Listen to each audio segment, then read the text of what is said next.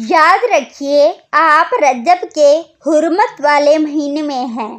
شیخ ابو بکر البلخی فرماتے تھے، رجب بیج بونے کا مہینہ ہے، شعبان اس بیج کو پانی دینے کا، اور رمضان کھیتی کاٹنے کا مہینہ ہے۔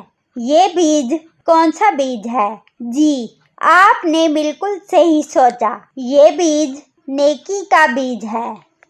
اس کو ہمیں رجب کے ماہ میں کاشت کرنا ہے، شعبان میں اس کو پانی دینا ہے تاکہ رمضان میں ہماری نیکی کی فصل تیار ہو چکی ہو۔